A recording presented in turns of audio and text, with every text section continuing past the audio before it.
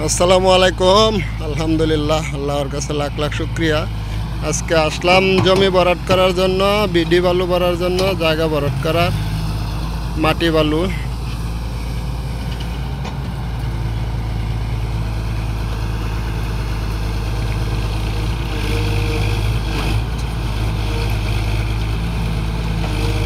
একবারে শুধু ভিডিও বানাবো, এখন ভিডিও বানানোর নিষেধ সব জায়গায়, এই জন্য ভিডিও বানাই না।